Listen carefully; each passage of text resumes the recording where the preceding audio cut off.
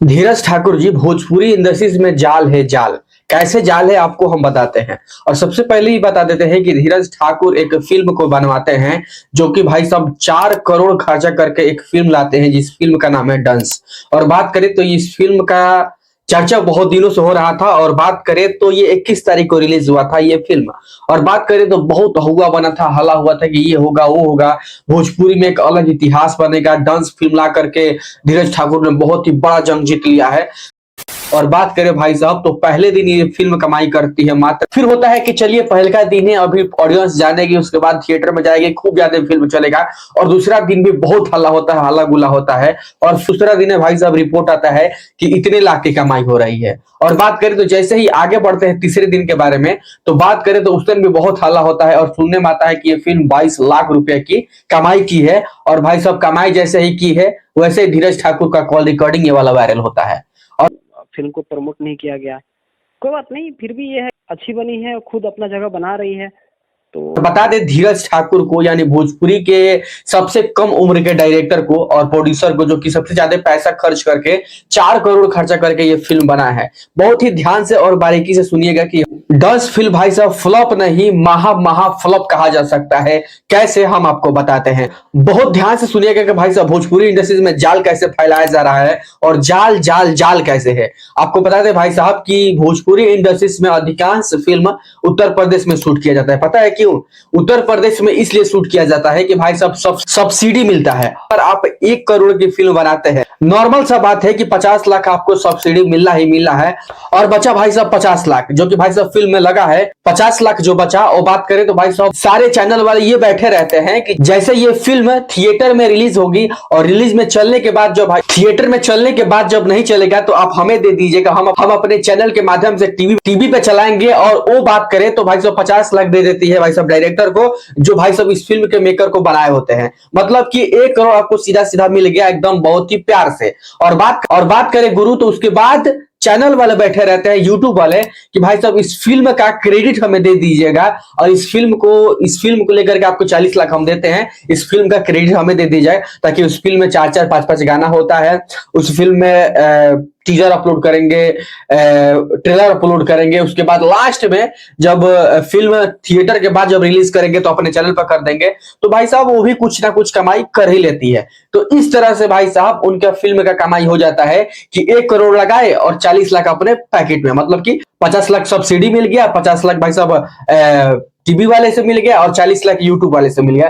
तो 50 लाख मतलब कि बहुत मिनिमम भाई साहब 2 महीने इस फिल्म में काम किए, हीरो को भी दे दिए, हीरोइन को भी दे दिए, सारे जितने भी उसमें काम करने वाले सबको दे दिए। और भाई साहब 2 महीने में 50 लाख अपने जेब में रख लिए। तो जितने भी भोजपुरी के प्रोड्यूसर है भाई साहब 1 करोड़ 1.5 करोड़ खर्चा करने वाले, वो यही कर रहे हैं। और भाई साहब इस फिल्म के मेकर धीरज ठाकुर ने यह सोचा था कि भोजपुरी में कुछ अलग करते हैं और महंगी फिल्म लाते हैं, और बॉलीवुड लेवल की फिल्म ला करके हम पूरा भोजपुरी पर राज करेंगे। और भोजपुरी का सुपर डुपर फिल्म बना करके हम भाई साहब करोड़ रुपया कमाएंगे, या भोजपुरी में एक अपना लेवल बनाएंगे। तो धीरज ठाकुर जी, ये आपका जो मानसिकता था बहुत ही बेहतरीन था, बहुत ही खूबसूरत था। लेकिन भोजपुरी के जितने भी प्रोड्यूसर हैं, जो पैसा खर्च करने वाले हैं, उन लोगों का मानसिकता उतना ऊपर है ही नहीं।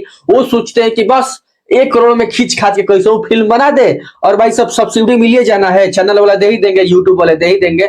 मतलब कि 1-2 महीने में फिल्म बना करके रिलीज कर देंगे, 50 लाख अपने पॉकेट में, खेला समाप्त। लेकिन आप जो मेहनत करके इतने सारे खेत बेच कर, घर से पैसा लेकर के, कर्जा लेकर के 4 करोड़ की फिल्म आप रिलीज किए हैं, ये देखने वाले भोजपुरी में नहीं है। हमारे भोजपुरी में 20 से 25 लाख रुपया लगा करके एक गाने को रिलीज किया जाता है, जो कि 2 से 3 मिनट का होता है।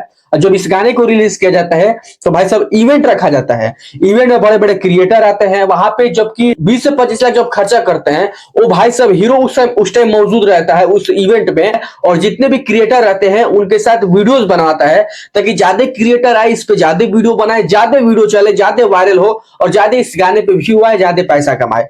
सोचिए कि गाने को इतना किया जाता है, तो ये तो फिल्म है, यहाँ पे इतनी बड़ी फिल्म रिलीज की जा रही है, लेकिन ना, इनका हीरो लाइव आकर के कैमरा पे बोल रहा है कि हमारी फिल्म आ रही है, फिल्म जाकर के देखिए, थिएटर में देखिए। और इनके बोलने के बाद हम लोग मूर्ख हैं कि इनके कहने पे हम लोग चले जाएंगे फिल्म देखने के लिए।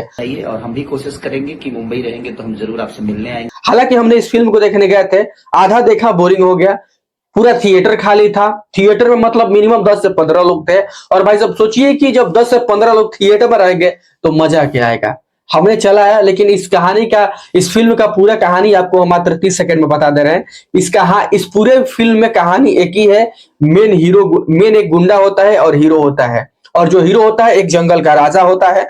उस जंगल से सांपों को पकड़ता है। इसका जो मेन अपना जो स्मगलिंग करता है, जो क्या बोलते हैं, जो सांपों को खरीदता है, उसको मतलब कि ये खेसारी लाल बेचते हैं। लेकिन उस गुंडे के द्वारा खेसारी लाल को बताया गया था कि हम लोग इससे दवा बनाते हैं और दवा भाई साहब मतलब कि बेचते हैं ताकि लोग इससे मतलब कि बच सके। लेकिन वहां पे स्मगलिंग किया जा रहा था जहर का, जिसके वजह से मतलब खेसारी लाल ऐसे ही करके सांपों को दे रहे थे और स्मगलिंग कर रहा था। इस तरह से करोड़ों की कमाई कर रहा था वो। लास्ट में पता चलता है मारधार होता है, कहानी खत्म।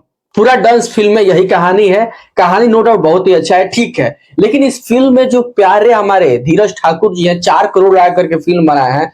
मतलब कि उनका सोच था कि भोजपुरी को आगे ले जाएंगे, लेकिन यहाँ के जितने भी प्रोड्यूसर हैं उनका वहां तक माइंड ही नहीं है। नॉर्मल कोई भी फिल्म बनाओ, पैसा कमाने से मतलब है ना। 2 महीना फिल्म में खर्चा किए, 50-60 लाख 1 करोड़ का अधिक आ गया, पॉकेट में रख लिए, काम खत्म।